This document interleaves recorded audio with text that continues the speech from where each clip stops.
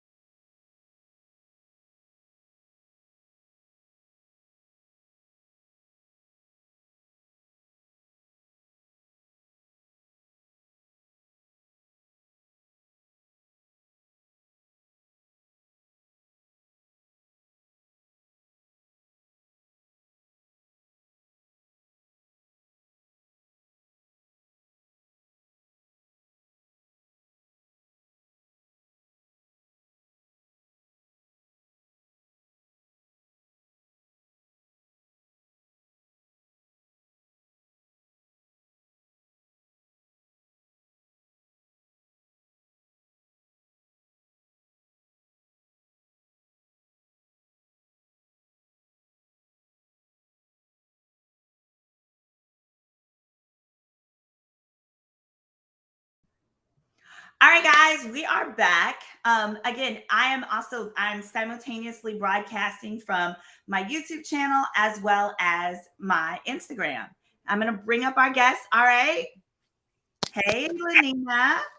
Hey, guys. Welcome back. So we have attorney Lanina Hurdle, who is a Florida attorney who practices both criminal defense as well as criminal defense and injury law. And Nicole, are you ready? I don't see you. Unless Nicole, are you not going to be visual this week? No, you said you had to reindeer ears ready. So Nicole's not ready yet, but you guys can head on over to my YouTube channel if you're not already. If you're not able to head over, that's all right too. But we're going to start our legal chat because we got a lot going on. Now, Lanina, did you want to start as people are joining us? Should we start with the very strange Lil Wayne case, y'all? Hey, ladies. Ellen's joining us. Really B. Hey, girl. Yes, Styles by P. I want to start by talking about Lil Wayne's case. So let me set it up. Nicole, you ready? Yes, I am. Now, if you're watching, I'm simultaneously on both YouTube and Instagram. And so this week, Lil Wayne's former cook, she has filed a lawsuit seeking $500,000. She claims that she cooked for him for almost 2 years. And in that 2 years, her claim is that he fired her when she needed to miss work to tend to her child, which under California law, if you are an employee, not an independent contractor, but employee, then that would be illegal, right? So in California, if someone doesn't have childcare, basically it falls under Family Medical Leave Act. And therefore there are protections there. So she's suing him for $500,000 for unlawful termination, retaliation, and a number of other things. But I'm going to turn to Lanina first because Lanina has looked into this and she has some tea on that may help clarify what's really going on. Because usually at most jobs, y'all, especially if you have a job like cooking, if you don't show up, you get fired. And they don't really tend to care if it's for childcare reasons or whatever your reason is. If you don't come to work, you get fired, right? You don't get $500,000. So, Lanina, what are your thoughts, honey? Well, I want to say this first, too. First of all, in Florida, we're an at-will state. Right. So really, you can get fired for anything, okay? You can sneeze and get fired and right. You can get fired because you stink. You can get fired because you're ugly. Yeah. You could get fired. Yes. So that's what that means. Basically, they can fire you for anything that isn't illegal. They can't, of course, fire you because you're Black or something that's protected like that, or because you're a woman. But they can fire you for a dumb reason that's not illegal or no reason at all. Right. So, I mean, obviously all this stuff is still alleged because we don't have all the facts. But what I looked into, it seemed as though she was TikToking too much, and disclosing too much information. I guess probably trying to get other clientele or impress her followers. And she was TikToking and pretty much showing where he was at. And he didn't, I mean, obviously, again, allegedly, showing where he was at and showing all types of videos of what they were doing. And his location, and I heard that's why she really got fired. And if that's the case, I feel him. I totally feel him, because especially as crazy as people are nowadays, yeah, no, it's a strong one. All the way crazy. People are all the way crazy frequently, right? But I will say this though, her snacks look good. on the little video they had, I think it was a shade room. Is this better? Can you hear me? Is this better? I can hear you. Okay, you guys can hear me. Yeah, my computer was about to die. Oh, okay, gotcha. All right, we can hear. Gotcha. Checking in from somebody said, "What's the verdict?" Yeah, I agree. I think so. I was speaking with Jamie, who's been on the panel with us before, and what we're talking about here is Lil Wayne. His chef of almost 2 years is suing him for $500,000.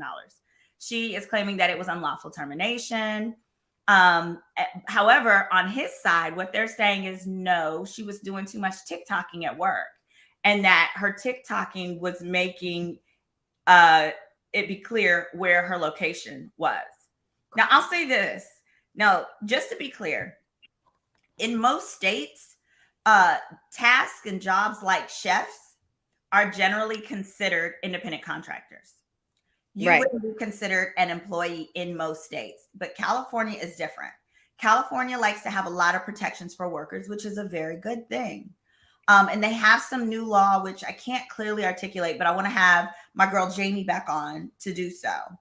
And speaking briefly with Jamie, she said it's more than likely, under the way California views things, she would be considered an employee.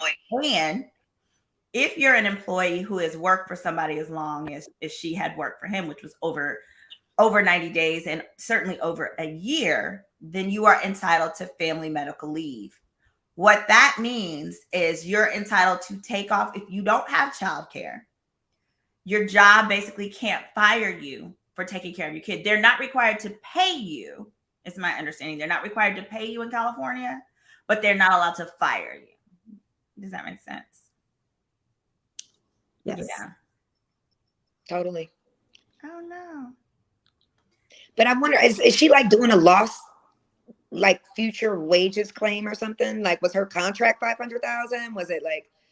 No, her contract was definitely not 500,000. I think, and in California they let you combine some things, but I think it's lost wages as well as like emotional distress and things like that. Whenever I see these cases that seem completely ridiculous, though, I know that there has to be at least something behind it, because one, there's actually a part of our legal ethics that says you're not allowed to file a completely frivolous case. No shame pleading. Like, you have to do your research, you have to do your due diligence. You can't just file a lawsuit because it's going to be against Lil Wayne and you feel like, oh, Lil Wayne's got a ton of money. Yeah, you can't do that. Nicole, what are your thoughts? I think that she does have a viable claim, but with Lil Wayne's track record of everything, the drugs, the firearms and everything, that the court is going to give him a hard time. But since she was disclosing his locations, and that has been a huge issue these days with the doxing, and I'm sure she did sign an NDA, that may be a real stickler. How do you think the NDA may come into play? Oh, because with the NDA, you can't, like, so part of the issue is Lil Wayne's chef was making a bunch of TikToks, And so that could be seen as violation of the NDA. That is clever. That's clever. So she may lose on that point. But also, a lot of times what corporations try to do is once they realize they fire you inappropriately, they try to come up with a legitimate reason. But by the time, so it's really important that, like, if you feel like you're getting fired for an illegitimate reason, do not tip them off. Go get a consultation, get a free consultation from an employment lawyer. Talk with them, find out if you have a case, and then don't let them get any notice until it's too late. Because by doing that, it prevents them from covering their butts. Because a lot of times they like to cover their butts by sending you a dismissal notice that then outlines you have been dismissed for cause because of da-da-da-da-da. They only know to do that if they think you're going to sue. So don't ever give a corporation indication that you're going to sue. Ever. Yeah. We did that. All right, let's go. Now let's go on to the case of the week, of the hour, of the month. Let's talk the Tory Lanez trial verdict watch. Whew. Now, where should we begin? My heel hurts, my foot hurts. I'm sorry. Had like a friends miss last night with a couple of my homegirls, and I was so passionate about this topic because, you know, obviously when you're a lawyer, everybody want to ask questions or whatever. Oh, and hold on a second. Before we get all into it, I want to make sure I just cover this.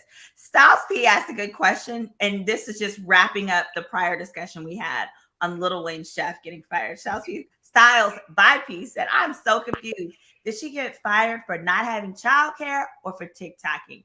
That's my point. This is what corporations do, right? Once you say, hey, this is my legitimate reason, right? Because they haven't come back and said that wouldn't be a legitimate reason, because in California, it very well is. Instead, now they've come up with a completely different reason, saying, no, we fired you for TikToking.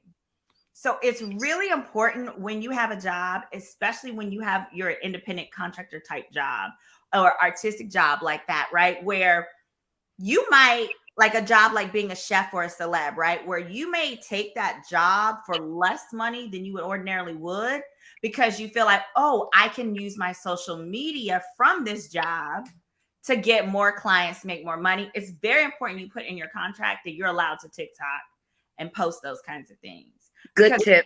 Good tip. What's that? Great tip. Oh, thank you. Yeah, because if that's what you see as a benefit that makes your compensation reasonable, you got to make sure you're actually going to get that benefit. Yeah. Very good. Thank you. All right, now let's go back to, let's start with the case. And then I want to start with talking deliberation watch and just overall discussing the closing arguments. What has been the most, but starting with you, Lenina, and then you, Nicole, what has been the most surprising aspect? I'll say this. When you, from what was your initial opinion of who was guilty at the beginning and what is it now? Who wants to start? I mean, hey, I've always thought he was guilty. Okay, you thought he was guilty at the beginning, and you feel like, and I still think he's guilty now. I think this has been a whole charade. You feel like he'll be found guilty, so that's a little different. Him being guilty and getting found guilty are two different things. That's a different question. Which one you want to know? I mean, okay, so I don't know if he's going to be found guilty though, but he should be, because I feel like his charges are, I don't even feel like his charges are that bad. It's not even like he has an aggravated assault with a deadly or attempted murder or negligent use of a firearm in a neighborhood or any of that. Now hold on, let's start there. So I was having this discussion. Here's what I want to talk about. I want to explain how I am of the philosophy that it's a lot easier to get a not guilty when someone is living, when no one has been murdered, when no one has died, right? Because when someone's dead, somebody feels like we have to make their life worth it, right? Someone has to pay for the loss of this human being. But when you're just dealing with injuries, do you feel like, Lanina and Nicole, do you feel like jurors are more likely to give you a not guilty when you have in the end, yes, it may have been an assault, but you have a completely healthy person? I think it depends on if they like the people. I think a lot of this also has to do with, okay, do people like Tory? How was he reading? What vibes and energy was he giving? A lot of people aren't feeling Meg right now. Even last night, I just watched kind of like the Gayle King thing where she did lie about sleeping with him. So because she lied about sleeping with him, now people don't want to like see, they want to see him get a not guilty. So I think a lot of it has to do with how people feel. I think a lot of times in situations like this, the jurors come back with a verdict based on how they feel. So it's important for both sides, the prosecution and the defense, to go ahead and they did on their closings and drive those emotions home. Absolutely. Nicole, how did you feel before the case even started? Did you think he was guilty? Yes, of course I thought he was guilty. Okay. And how do you think now? How do you feel? Well, how do you feel now? And then what do you think? How do you feel like the jury is going to respond? See, that's a sticky one, because with her former best friend recanting and being confused about the events, and I mean, if you are a reasonably prudent person and you could tell that, what was her name? What's the best friend's name? Kelsey. You guys, I'm also on my YouTube channel, so feel free to head over to my YouTube channel, Girl Is That Legal, and watch from there. But keep going, Nicole. Sorry. You could tell that Kelsey is being paid by Tory's team. I mean, okay, you do think he's being paid. In the chat, tell me whether or not you think Kelsey's getting paid off in some way, shape, or form by Tory. Dollar signs in the chat if you think Kelsey is being paid by Tory Lanez's legal team. If you think she is being paid. The legal team. And further, wait, guys, further than that, last week, Simone, you said that just because she's not being paid at this very moment doesn't mean as it's over, she's not going to be paid. So then really it's like, do we think she's getting paid at all? Like tomorrow, yesterday, today? And let's talk about that. Let's break that down. Because she did say that she was, later on the next day, she did say that she was confused about the concept of being paid. Wait, they did break it on the stand. She said that on the stand. They did break it down to her that just because you haven't been paid yet doesn't mean that you will not be paid later on. And they reminded her of what perjury was. And just because she has immunity, doesn't mean that she does not have immunity from perjury. And so they made that very clear. Like, okay, you keep saying that you're confused or your mental state or you don't feel good. She's so confused. I'm not with it. You need to remember words like I was confused by the question I answered in my prior testimony. What those are. See, remember, Kelsey has a lawyer. Those are the words that you use to try and circumvent or prevent a perjury charge. Would you agree, Nina? Nina is also Absolutely. Oh my God, it throws a whole monkey wrench in the whole thing. Because perjury must I don't know, or I can't recall, or I'm not sure, or I don't, it definitely throws a monkey wrench. And it's usually, your attorney advising you to say those things deliberately to cause that confusion. Because when if you say something like, I can't recall, it really precludes a perjury charge. Now, unless they can show like you recalled it 10 minutes or a day before or 2 days before. But again, those things are very difficult to prove. But I've said this before when people are like, well, she said she wasn't paid. Listen, arguably, the fact that Tory's team paid for her attorney here, listen, there is evidence of that. We don't have to be rocket science. What's my evidence? This is the evidence that I believe exists of that, is when they asked her on the stand, did Tory pay for your lawyer? Her response was, what? I don't remember. It just makes when she who doesn't remember who pays that. No, and just to clarify, the way attorney-client privilege works, they can't get into, well, how much was your lawyer? Was he 30,000? Because I would have, of course, naturally, they would have tried to do that, which would be like, okay, well, was he 50,000? Because nobody forgets who pays 50K on your behalf. If you were to go on The Price is Right and win 50K, do you think you will ever forget that? Hell no, because it's 50K. This lawyer for Kelsey, I would guess was at least 25. What would you think, ladies? More. Yeah. You gotta drag the bag. No, even though the charges aren't like murder or something, it was at, I think 50 to 80. Easy. I think it was at least 50. Easy. And somebody said she doesn't have it. She's an Airbnb host. You guys, they're like, but her husband. No. You guys don't understand how that works. First of all, when this first happened, she didn't have that husband. Okay. She didn't have that husband at first. And what you guys are going by is what you see on social media. The money that people pretend to have on real people with money don't use social media to pretend to have it. But what I'm saying is you can't judge based on social media what she has or doesn't have. I know that she individually and most people individually coming up with 50 to 80K that you had no intention of paying. It's not like she's buying a house, right? It's challenging, especially for something you're not getting anything back for that. The only thing she would be getting for putting that money up for a lawyer, right, is continuing to have her freedom. And so I think it is like when she said on the stand, I don't remember who's paying for my lawyer. I don't remember. No, specifically, I don't remember was the response to whether Tory paid for her lawyer. That is the equivalent of a yes. Would you agree, Nina and Nicole? Yeah. Absolutely. It takes away her credibility. You don't remember who paid for your lawyer. It's convenient. It's very convenient. Mm-hmm. Very convenient. Now, today the jury has had at least 2 questions. I'm going to say, I'm going to pull those questions out. While I'm pulling those up, though, I wanted to ask you, speak to, Nina fell back. Well, let's see if she comes out. No, I'm right here. Oh, they're right here. Speak to the fact of, do you guys think, okay, now starting with Tory's driver. Tory's driver effectively wasn't allowed to testify. By that, what I mean is they brought him, he was there.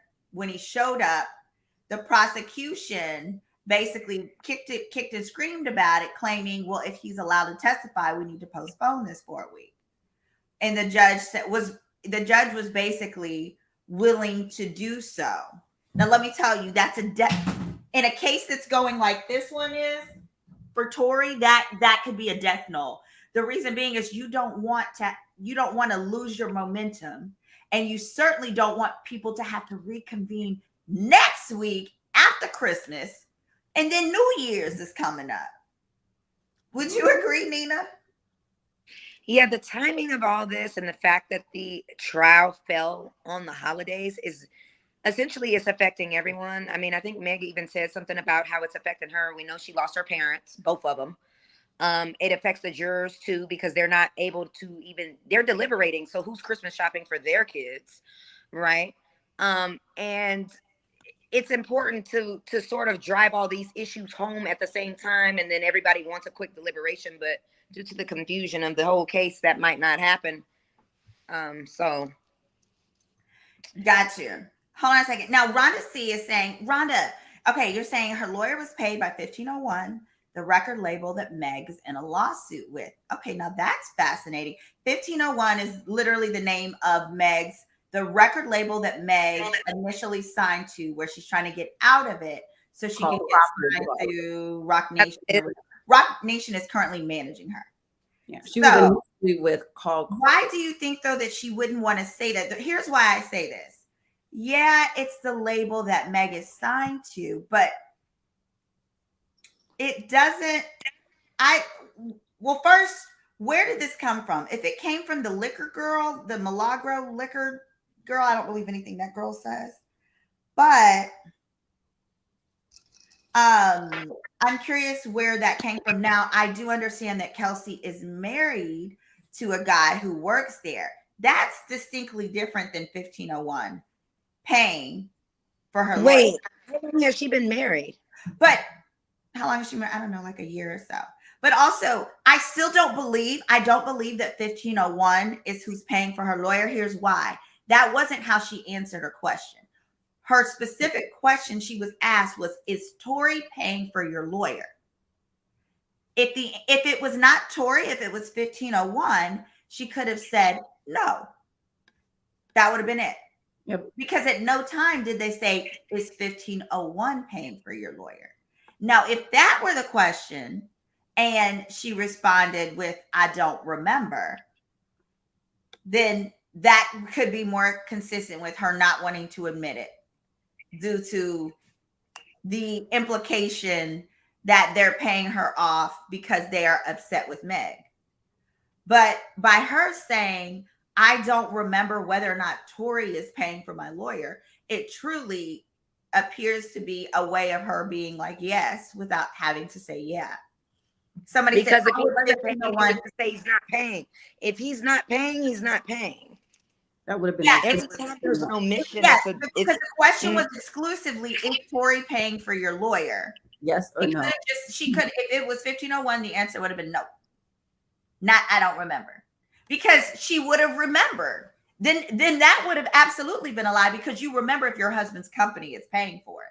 And there would be no reason for her husband's company to pay her legal fees. They would pay him a salary, but they don't pay someone's legal fees. Corporations only pay legal fees they pay legal fees on behalf of someone that generally they have a legal obligation for, or they have a reimbursement deal for like employees or staff. The only thing that Kelsey made very clear, quote unquote, she would like to make that very clear that Tory Lanez, Daystar Peterson, did not pay her prior to the beginning of the trial. Say that again. That's what she said in her testimony. Say that again. She would like to make that very clear that Tory Lanez did not pay her prior to the beginning of the trial. So it's a contingency. Like if I believe there wasn't. That is what I said. I believe they could very likely have an agreement that if you help me and you help this work out, I'm gonna make sure that you're good. I'm gonna make sure that you're good. That's usually how that works. Why would I pay you if I'm going to jail regardless? Because even if you did everything you could do and I still have to go to jail, I'm not going to have the money to pay you. And Kelsey also said that Meg had previously claimed that these people's names, Peterson had offered her $1 million not to tell the authorities that he had shot her. So that's also incriminating Tory Lanez, because he's paying for Kelsey's attorney's fees, and he had offered Meg $1 million not to tell the authorities that he had shot her. Like, you're paying so you bribing people, and you're doing a whole bunch of legal stuff. What wasn't her statement, Sophia? Can you help? Are you speaking to when I said they asked her, did Tory pay you? And I'm sorry, did Tory pay for your lawyer? And the response, my understanding is that the response was, I don't remember. Can you clarify if that's not correct? Let me know what it was. Somebody said if Tory signs the 1501 after this. I have a question for everybody. Sure. This 1501 thing, I didn't know or was not thinking about it like that Kelsey's husband works there, and then they're trying to sue Meg and they got beef. Do y'all think that that's not just ironic, like the AMAs and all of that? And then how did she meet her new husband, or are they all in on something so 1501 is like a big deal in Houston. So that is not unusual. That's not 1501 is just like Prince's Enterprises and stuff. All they're very popular. 1501. So it's they're successful. And Paul Crawford is a retired baseball player. So he's like a Yes. huge like worth 300 something, maybe $400 million. So he started a record label at the tail end of his baseball career. And he signed Meg and some other artists. Meg happened to be who she is now. And gotcha. Her contract was bad. She wanted to get out of it. He's upset because he wants his money. Mm-hmm. And thank you, Rhonda, for clarifying. Y'all head on over to my channel. If you're on Instagram, head on over to my YouTube channel, which is Girl Is That Legal, where we're talking more about updates on the Tory Lanez trial. And Rhonda, okay, she's clarifying. She's not saying 1501 as a corporation did any of that. Okay, I got it. Just basically the fact that Carl Crawford and his crew that have the funds basically may be paying for supporting Kelsey, because her husband does work for them. That is not in dispute. Supporting Kelsey in such a way that, you know, they're making sure her attorney's fees are covered, she's covered, and that she's good. And that her testimony doesn't come off as, you know, making Megan look like Megan was telling the truth, and that this in fact did happen to her in the way that Megan has described. She's been friends with Megan, so she would know from the people from her record label. Yeah, from the start of her career. Yes, she absolutely would. Now, interestingly, okay, so the jury is asked a few questions. And so here we go. One of them, I found this interesting. So there's 3 charges that are at issue. One of them is assault with a semi-automatic firearm. One of them is related to an unregistered possession of a firearm. And then one is basically using a firearm with gross negligence. So that would be whether he was shooting everywhere, shooting in the air. Either one of those is considered grossly negligent. Now, one thing that I was a bit surprised about is that technically, let's say for the charge, which was possession of a firearm and even the gross negligence. So let's just say the possession. That is something that multiple people could have done. Like it's not at either Chelsea or Tory charge. Both of you guys could have possessed this firearm at some point. So it was interesting to me that the prosecutor has never made any argument that even if he touched it too, or even if she touched it as well, today's trial is for him, kind of thing.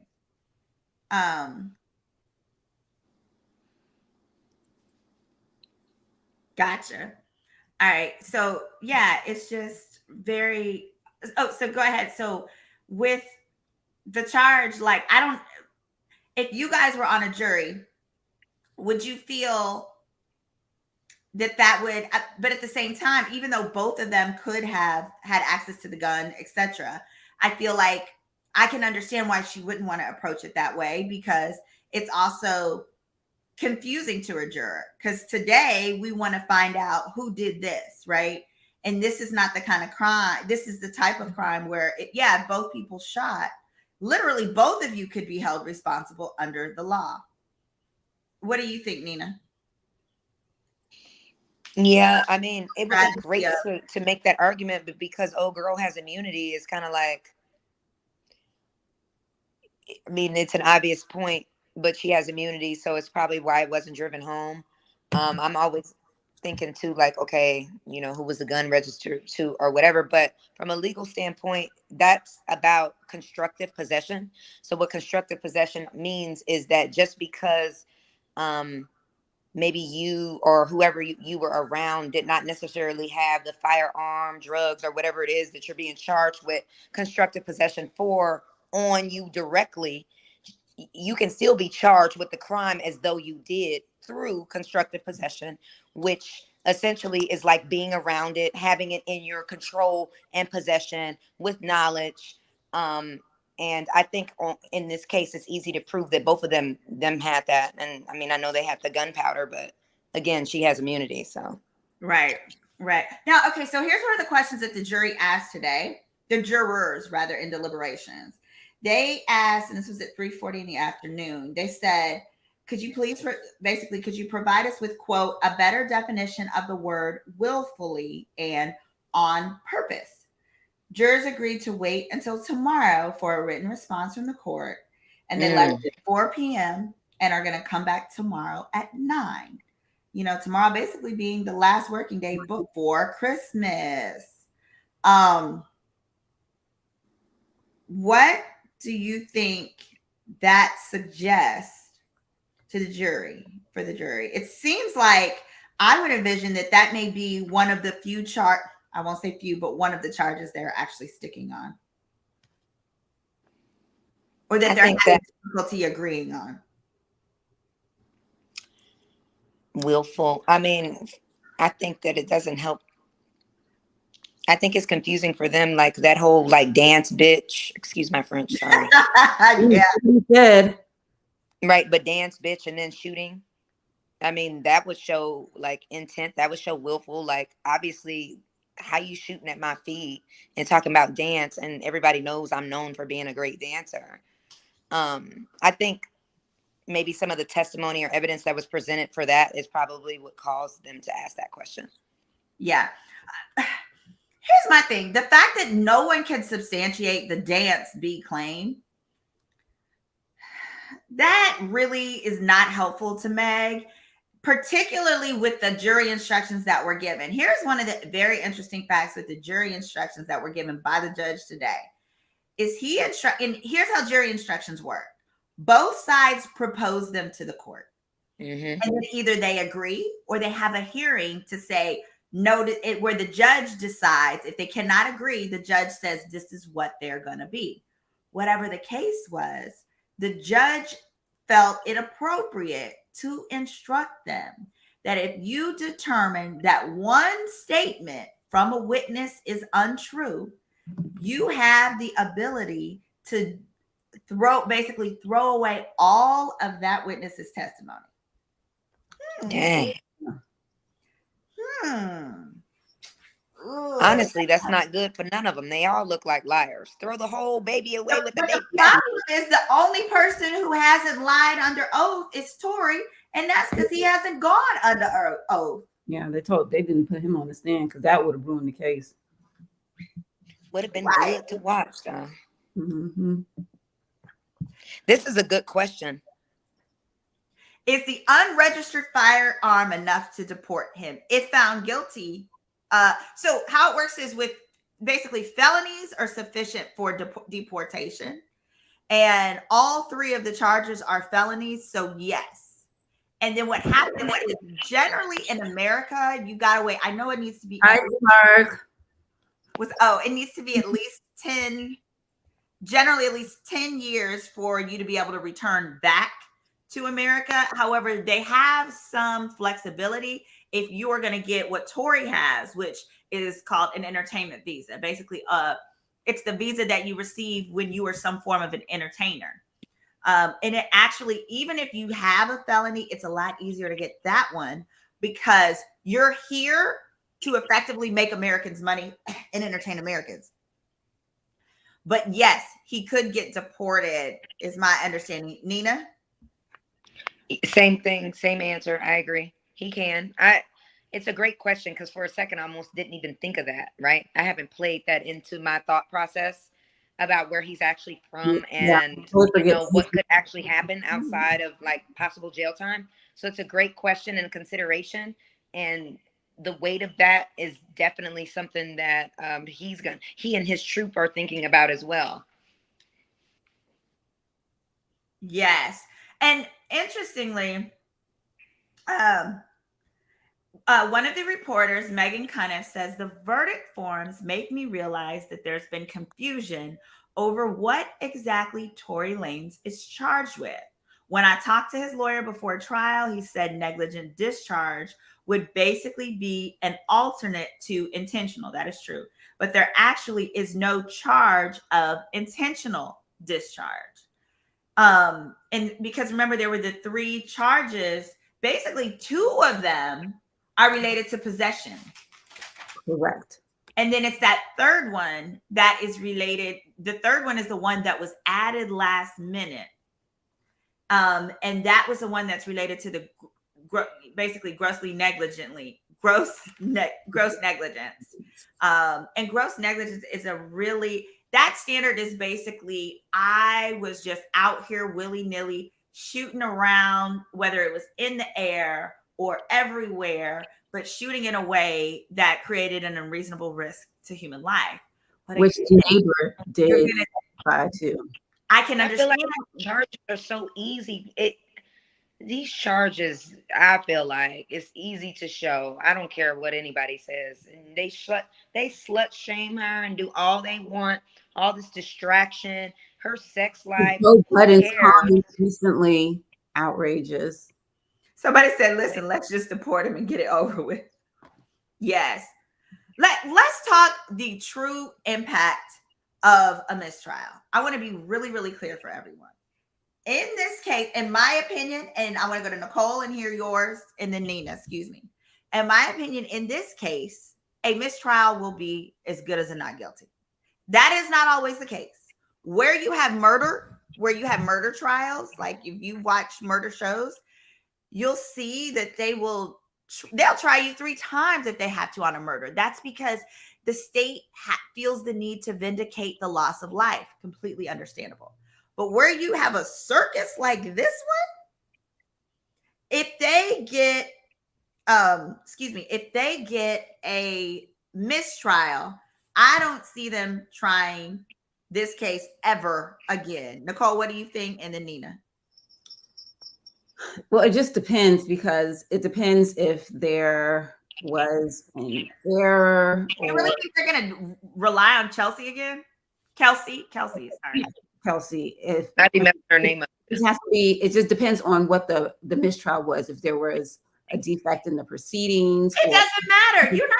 Kelsey is your star witness. Who's going to be your star witness if you do it again? Because it sure as hell ain't her. Because remember, when they try again, they can use the prior testimony. Correct, Nina? Are they allowed to use her prior under oath testimony? Or just her deposition testimony? Well, no, prior inconsistent. No, she took the stand. Right. And so, and if there's a trial number 2, and well, they can use it. They can use it. They can use it to impeach, and yes, they can absolutely. That's why I say there's no way they're going to do it again, because either side, right, would use her trial. So if let's say this was a mistrial and they try it again, and then this time Kelsey remembers everything she forgot, and she says, "Yep, Tory did it. I saw him." Da da da. The defense is going to pull her testimony from this trial where she don't remember any of that. And then what? And now they have that reliable neighbor who was like, they were outside my door, and I looked out my window and I saw this man shooting the gun everywhere. He will be the star witness. Yeah. And now, he's the only one that doesn't have a dog in the fight. And that's why it seems as though Eric Kelly. Eric Kelly. It seems as though if there were inconsistencies or even more so anything, the elements of his testimony that may be considered to not make sense were more so related to the fact that it was nighttime and he may not have saw everything as clearly as, if you were standing right there, right? Because he's looking through his house. But there doesn't appear to be any reason for him to lie, anything that he would gain, any of that. Nina, we have the question on the floor. Why no attempted murder charge? You want to take that one? Good question. I brought that up in the beginning because it's too hard to prove. So here's the thing. If the state really wants, and if they're actually doing their job, don't ask me my opinion about the times that they haven't, in some cases that have been on TV. If the state really wants to do their job and really wants a conviction, they're not going to press charges of something that is difficult to prove. So was he really trying to kill her? Or was he trying I don't know if I believe that, right? Yeah. Because murder, tell us about the intent required for murder. I mean, the intent required for murder, well, what are we talking about? First degree? Because that means he planned it. And I definitely don't we think don't have that. so. For first degree murder, that would have to mean that he intentionally planned it. Like this was some sought out plan. He decided to go out that night, have the gun in the car, start to shoot at her. It's too hard to prove on that one for sure. Like it's not even a question. Now there's some other things, and it depends on the state sometimes what those charges are. Second degree murder, or attempted homicide, things of that nature, because he was shooting at her feet, and because of the nature of the relationship of all of them, and the fact that they were probably they were all drunk or high or both. I think the state knew that it would be too difficult to prove that based on the surrounding circumstances. So one thing about it, and two things for sure, the state does not like to lose. Okay. Absolutely. So they're not going to be bringing charges that are a reach, that are too hard to prove. And in this case, murder in this situation it's hard to prove the intent on that one. Like that he really was trying, because if he was trying to kill her, he wouldn't have been shooting at her feet. That was my thing. It from the description, it clearly sounds like that itty bitty man was trying to break up the fight. And that is consistent to me. But can you discuss how breaking up the fight, like if that was his intent, right? That doesn't help him. It doesn't make you not, it's not a self-defense, right? It doesn't mean you are now not guilty of possession of the firearm. What is it? Of having, quote, a concealed firearm in a vehicle not registered. Now, hold on. Now, if there was a situation where the girl went and got the gun, right, had the gun in there, and he didn't use the gun until he was outside of the vehicle, then arguably they would have grounds to say, well, he wasn't guilty of having a concealed firearm in a vehicle because maybe it wasn't his, or maybe he didn't have it in the car. Blah, blah, blah. Go ahead.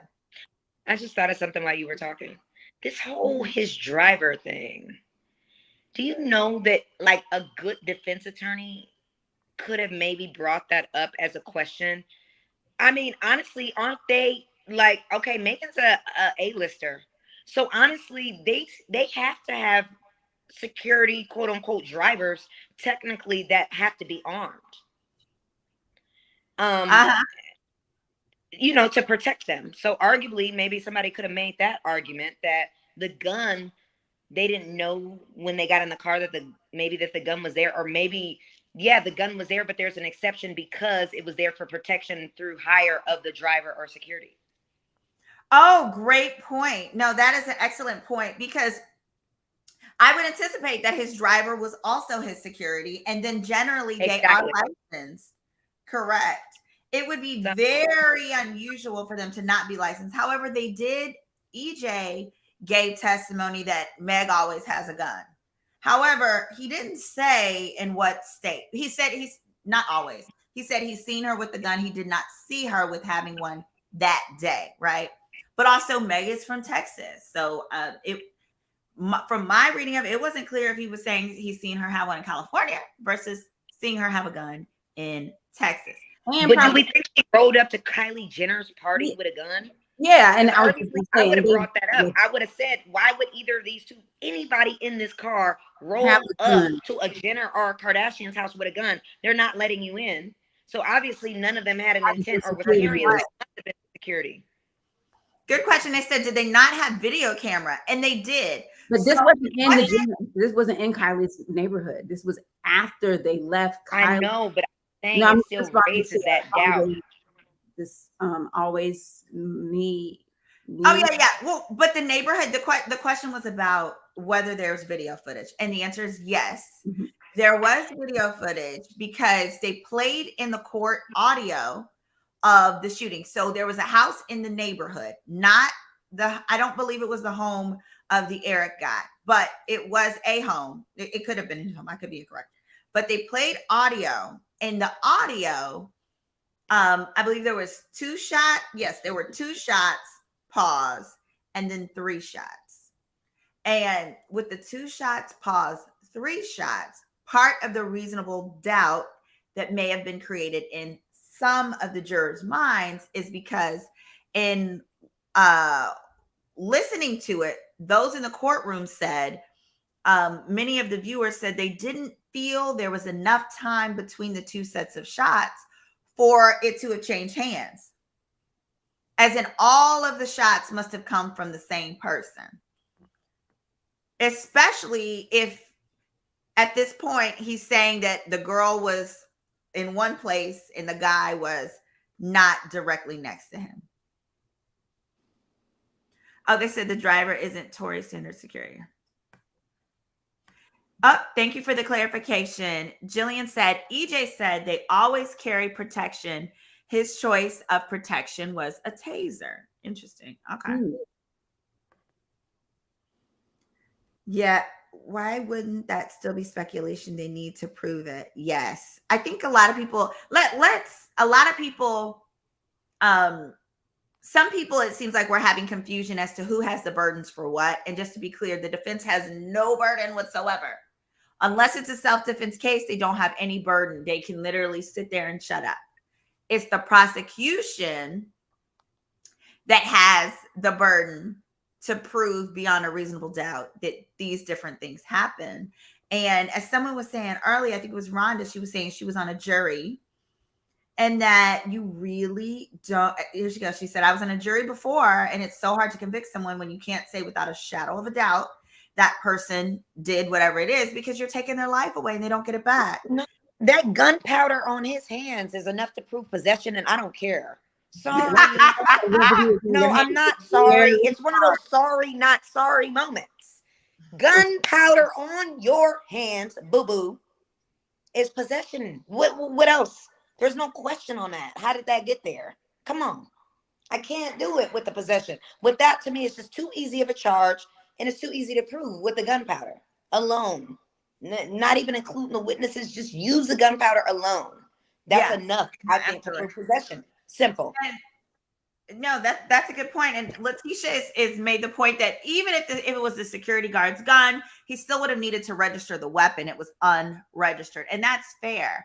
But it is surprising that they didn't choose to initially call that security guard to then say, and I would have at least called the security guard to make him on the stand plead the fifth.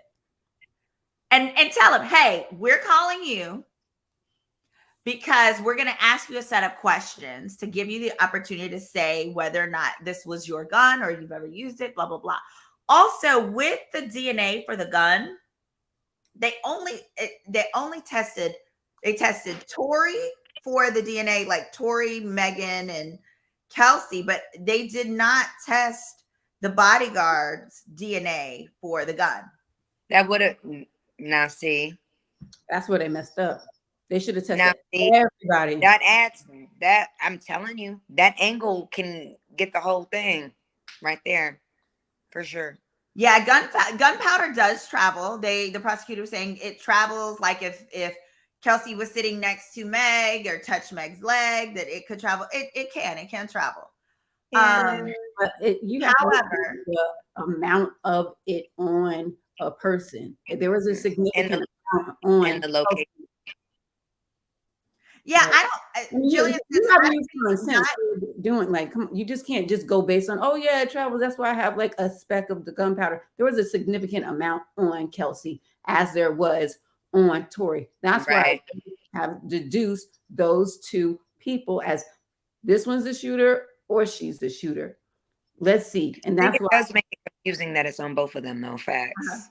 Now, this is a great question. Lulu Thea asked, if Tory's innocent, why would he choose not to testify? Because if he were my client and he were an innocent client, I would say, you bet not. You bet not. I would basically say, if you testify, I'm off this case. And see, I like my clients testify. It depends on the type of case it is. Because probably also depends on the client. It depends on how believable they are. And it depends on the set of circumstances. I have won several cases, trials and all, because I put them on the stand, because someone needs to hear a different perspective. Someone needs to hear from them themselves. But you can't do it. I feel like it would borderline. You can't do it with every case. It's a judgment call. And it depends on in this case, I feel like it would be borderline malpractice because the prosecution has specifically enunciated. So the prosecution has to tell you if they're going to attempt to use your prior bad acts to impeach your character. So here they did just that. They said, Tory, if you get on the stand, we're going to use the fight you had with August Alsina. We're going to use your prior issues that you've had showing aggression and get where you've gotten arrested. We're going to, we're basically going to depict your little man syndrome. We're going to use your rap lyrics, and you're going to have to explain all of those behaviors, your prior record. You have a criminal record, Tory. You're going to have to sit up here and explain how you was a criminal all them other days, but not this one. But not today. Right. No, I wouldn't put him on the stand either, but I'm just saying I have, and I've won from it. It's a case-by-case scenario. It doesn't necessarily mean that he's not innocent just because he didn't take the stand, and it doesn't mean he did it. If he does take the stand, it's really a case-by-case thing, and it's something between a client and an attorney that has to be made a very wise and thought out and planned decision based on the circumstance of the case, the history of the client. Like you said, like if I have a client with no priors and I have a client that's like believable, credible, A, B, C, D, E, F, G, but like you just said, Tory's not credible. They're going to ask him 1,000 things, and they're going to taint the jury totally if he would have took the stand. So no to that. And, you know, it is his constitutional right to be able to still have a trial and not take the stand and not be seen as guilty because he didn't. Excuse me. So if you'd like to join the discussion and you're on Instagram, head over to my YouTube channel called Girl, Is That Legal? So you can see all the faces, hear all the voices. And right now on the screen, we have a really good question from Letitia Riggins. She's asking, I think I may have missed it, but what are your thoughts on the negligence charge? I think he may get convicted. So I think the negligence charge is the best bet. She says, I think he may get convicted because the neighbor said Tory was shooting wildly. What are your thoughts? So here's the thing. I agree. But I don't know. I don't have the exact wording of it because his excuse, his reason is going to be to stop them fighting, right? Now, if he or the evidence would have been there to be like, to support that he basically thought one girl was about to kill the other one and he thought he had no choice, which would effectively be like a self-defense charge, right? Defense of others. Then he could slide on that. He could be okay. But in order to make that type of charge, you have to take the stand. And that may have initially been their strategy, but once they realize he can't just take the stand to say, hey, I thought Kelsey was going to kill her. I thought Kelsey had already If he was going to say that, he can't just say that. He'd have to say that, but then also sit up there and get annihilated on his criminal history. What are your thoughts, Nina and Nicole? I agree with you. Yeah. His team was not going to risk the character assassination on everything, including his songs, because they love to bring up your song lyrics, your personal life, and the way that you treat or talk about women. And most defendants, they will talk themselves to prison quicker than they will with their feet. Yeah, Ali, you're right. This did not argue self-defense. What I'm saying is they're assassinating her character, and she's the victim. They do that to women all the time. They will do that. Her sex life doesn't matter. I could have slept with 1,000 men. Get there, Nina. We're gonna. I didn't sleep with 1,000. Really don't cut that, Simone. It wouldn't have been a self-defense. To be clear, it wouldn't have been a self-defense. It would have been a defense of others, right? Because he didn't seem to be scared for himself at all. But you are allowed. Like if you see two people fighting, it is not your responsibility to figure out who was in the wrong and who was right. If you see two people fighting so badly that you feel that one is about to kill the other, you actually have the right to jump in there. And if you feel like no other force has worked, you can then use a gun to stop one person from killing another one. But someone said he could get the possession charge. I think, the possession, but still the problem with the possession or the DA issue, is the DNA issue. the DNA did not conclusively include him, but it also did not exclude him. And someone has asked, did they test the security guard? The answer is no. No. I think they tested Tory and Kelsey. It was just the two. And even with the DNA, they said there was female DNA on the gun, but they did not go the step further to confirm whether or not that female was Kelsey. But I had the thought that maybe Tory shot the gun. Then when they all got back in the car and they realized the police were coming, because remember when they were outside fighting, someone said, I think it was the bodyguard said, or the driver said, hey, they called the cops are coming. They all get in the car. I said, I think that they handed the gun to Kelsey. Brokey broke. The broke is one of the crew, right? Oh. I would give the gun to the broke friend because she has the least to lose. She doesn't have a career. Airbnb is whatever. She doesn't have a career. She doesn't have, like, hand it to Brokey. Brokey broke. We'll figure it out. And or just take the rap for us. We'll figure it out. And that happens a lot, but I still don't. The fact that this driver was never called and conveniently not available it blows me. What more of an eyewitness do you need? How convenient is this? That is a great example of how she says, can we all agree that they did a terrible job? Yes. Yeah. That's too, come on. It almost like it's some huge plot or something. Because can we get a word, please? Right. But let's talk the shaming Meg. And Meg is not on trial, or is she? She is for the public media, which sucks for her. She'll always it sucks because it's just how it is being a woman and a Black woman.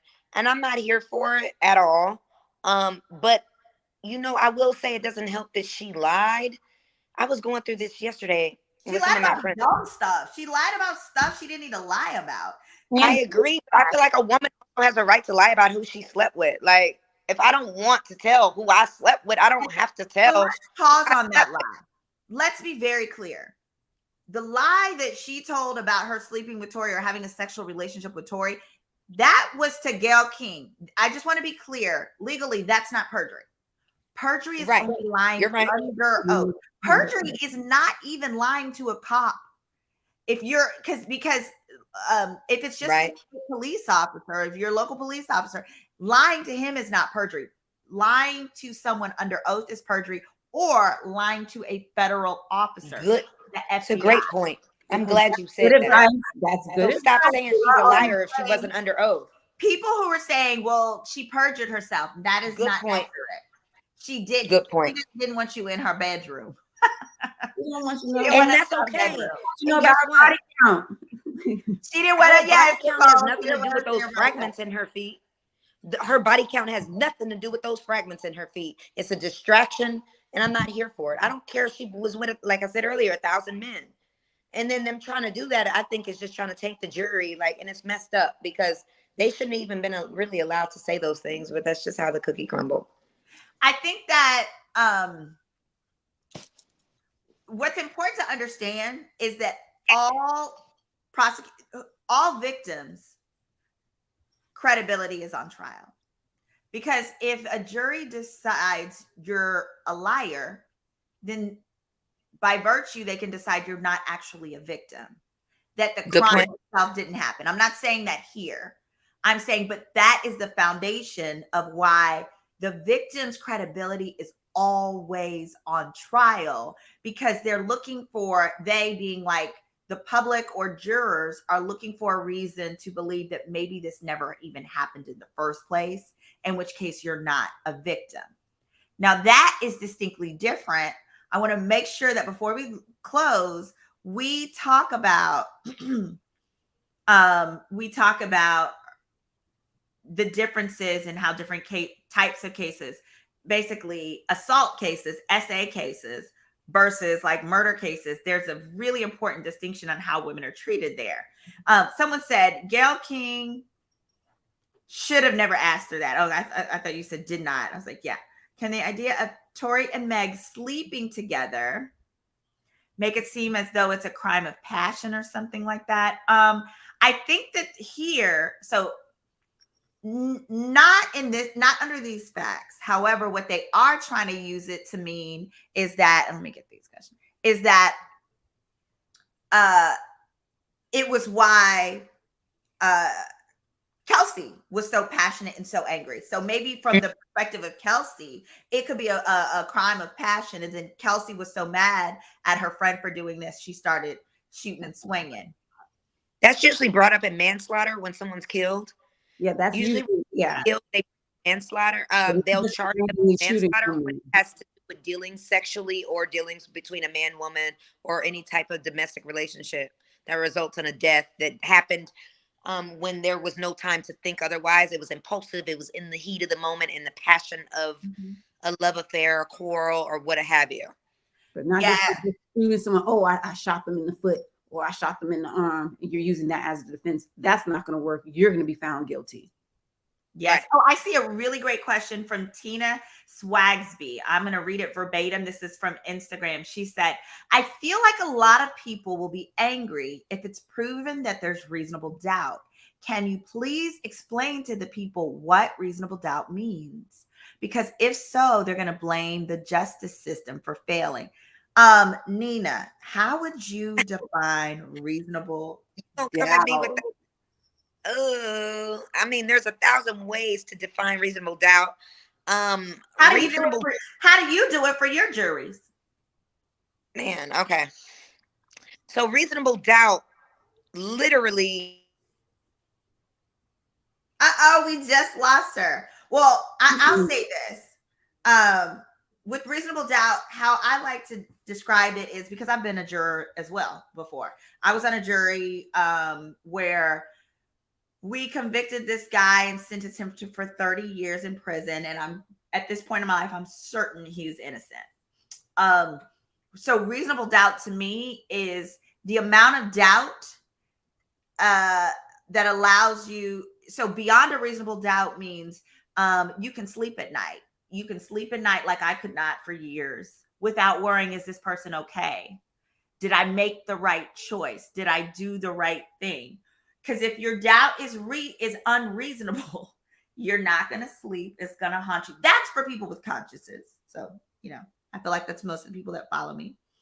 But reasonable doubt is one where you could also, Sue Ann Robinson gave a great example the other night on my live on what that means and how she would describe it when she was a prosecutor.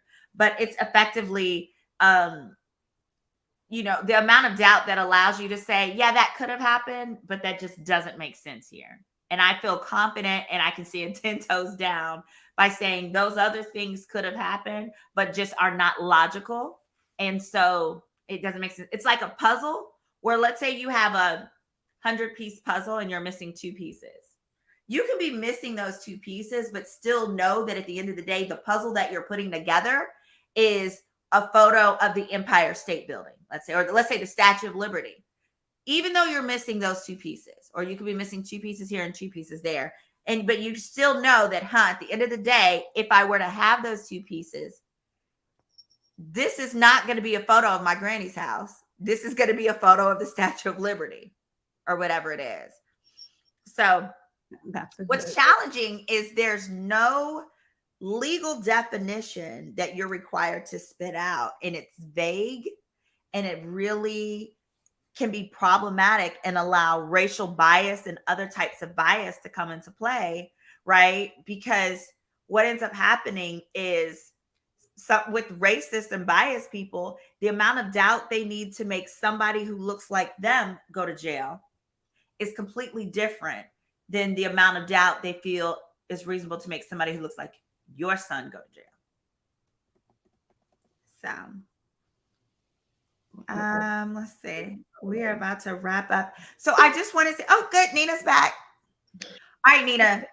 All right. Sorry, my phone, my technology died. My apologies, guys. No problem. I want to wrap up. I wanted to just set this up and let you speak to, a lot of people were saying, the prior banner that we had up was Meg's not on trial, or is she? I want to be very clear. So a lot of people have felt that the way that Meg's sex life came into play was really unfair, using it to imply that she can't possibly be a victim, right? Because she slept with her friend's man. Now, I think if you just look at that phrase, it sounds utterly ridiculous. But what's really, really important is to understand that under the law, if you are dealing with like an SA case, right, an assault case against a woman, it is actually illegal. You cannot put that woman's history into evidence. Why? Because it's considered irrelevant. Just because she might have done it to 10 guys doesn't mean that this one did not violate her. Okay. And that is because it is understood within the legal system that how terrorizing it can be when you destroy a woman's intimate reputation, and how that can be used to distract from all of the facts. Nina, how do you think that has played a role in this case? Actually, I want to start with Nicole on this one, and then we'll close out on Nina. Nicole, what are your thoughts on how do you think this has played a role in this case as far as Meg's sex life and those things? Oh, I think it's played a huge role, and that's why she hired a consultant to dress her and style her. As you notice that she's been wearing the trial bob. Like when Cardi B had her case, she completely revamped her style as well, because her lyrics are provocative. She dances provocatively. Her body is almost sculpted to perfection, and she's always scantily clad.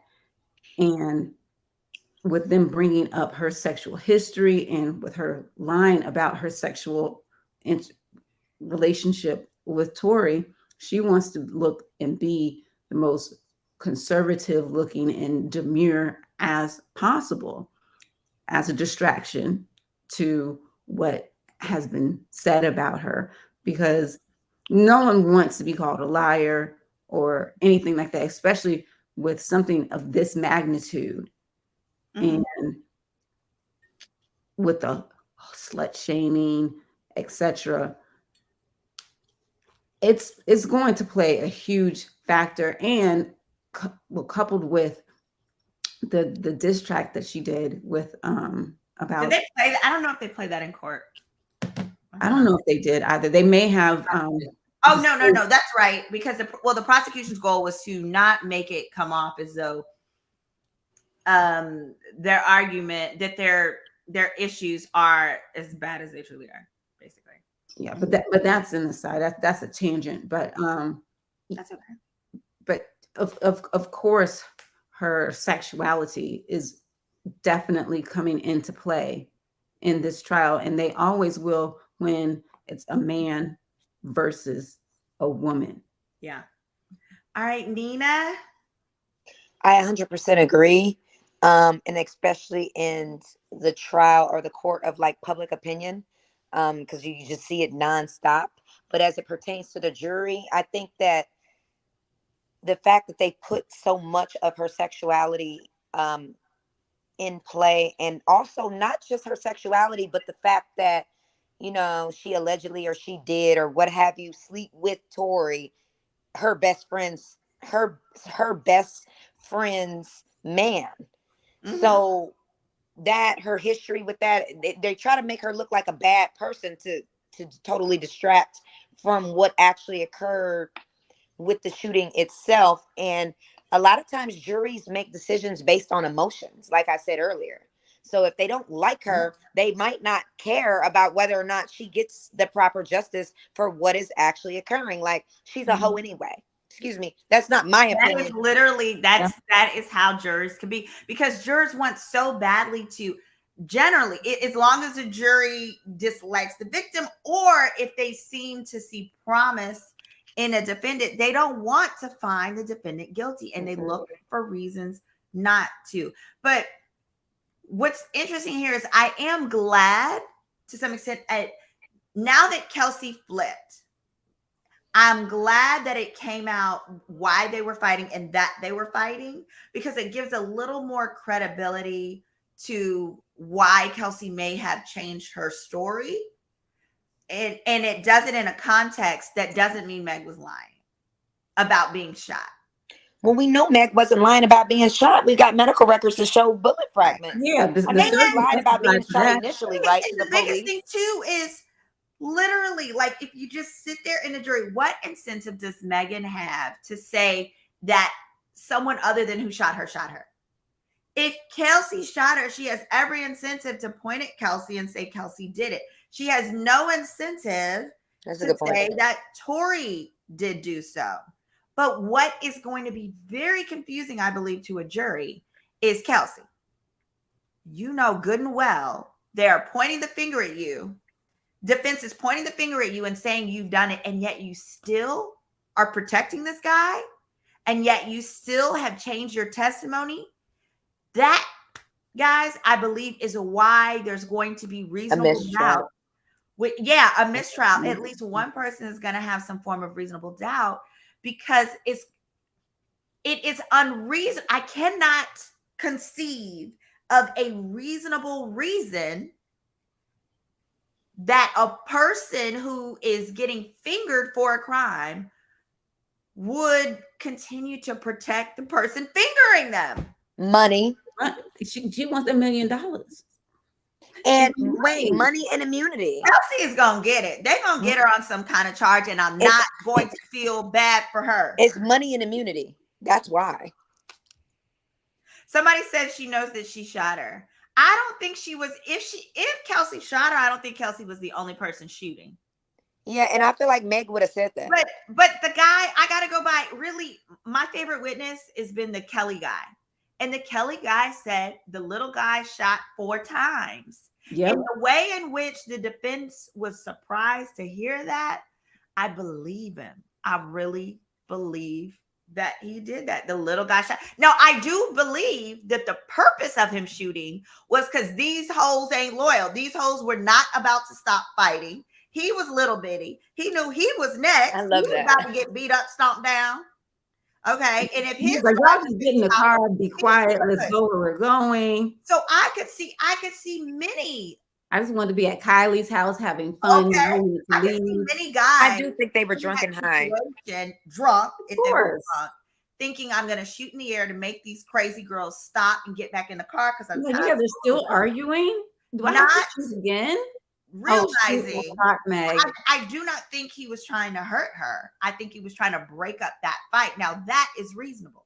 The problem is that may get him off of the one charge, but it doesn't change the fact that he was in possession of an unregistered firearm. Correct.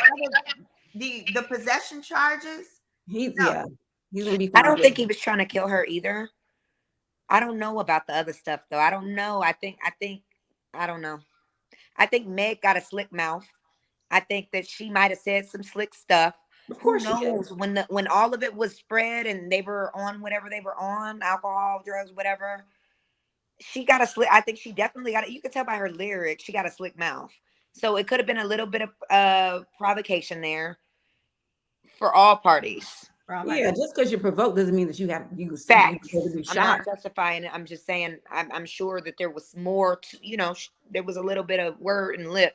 I'm not here for what happened to her. So I stand on that. Yeah. And I'm gonna continue to stand on that. I think he definitely had I think it's definitely easy to charge and find him guilty with the charges that they brought.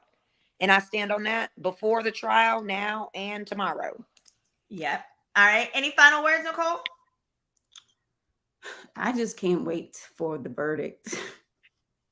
Yeah, it's going to be rough. And I really think with this being so close to the holiday, they're going to come up with one quick. I wouldn't be surprised if there is one tomorrow. I anticipate there being one tomorrow. I do not see them. Now, if they don't come up with one tomorrow, they're going to come back on Tuesday. But I don't see them wanting this to linger because that means, y'all, I didn't even think of this. Like realistically, that means they can't go on Instagram, they can't go on Facebook, they can't go on TikTok, they can't go on any social media. Post on the internet. They can't go on the internet until Tuesday. They're over it. What about their Christmas? Christmas posts. Their Christmas posts. They're this, they're that. Like, they're over it. Not being superficial, but honestly, y'all, this is how jurors think. Jurors don't want to be inconvenienced. They're like, all right, guys, let's get this over with. They're already mad they're not getting paid They're not getting paid, which is ridiculous. In Texas, they get $6 a day. Yeah, I don't like $6 a day. Ridiculous. And jobs are not legally required to pay you, which I think is wrong. I do too. It is wrong. That's why you end up with grand juries that are filled with old Caucasian senior citizens with like trust funds and inflated retirements because they don't need money. Like you literally have grand juries full of people who don't need money. You know what those people do? They never and they're just there. They don't care how long the trial lasts. Most people over 60 aren't ready to social media. But my point is that most people over 60 are not on this jury. But I'm saying the jury is not going to want this case weighing over their head over a Christmas holiday weekend. Nobody wants that. So I think they're going to try to do their best to either come back with something on Friday, or I wouldn't be surprised if on Friday they tell the judge, hey, judge, we're deadlocked. And then the judge has no choice but has to say, you know what, y'all think about it over this weekend and come back on Tuesday. Right. So we'll see a verdict Friday, or I think they want to get it. I agree 100%. Yeah. They want to get this over and done with, just like we are eager to see the verdict. Yes. Well, thank you guys for tuning in. Thank you guys for riding and rocking with us. Each Thursday, I plan to tune in and do more legal commentary. If there are any legal issues or celebrity gossip or any of that you'd like to hear commentary on, feel free, shoot me an email at, I forget which one I use, but let's just say Simone@redwinelaw.com. Also, if you're injured anywhere in America, if you're injured, give us a call at 1-855-4-SIMONE, SYMONE. Also, Miss Hurdle, shout out your firm.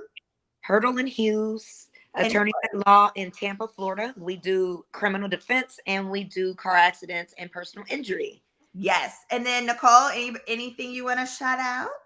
I am a paralegal, a litigation consultant, and a realtor in the South Florida area. So if you want me to handle any of your needs, you can hit me on my social medias, Nicole Hutch, and I will respond for serious inquiries.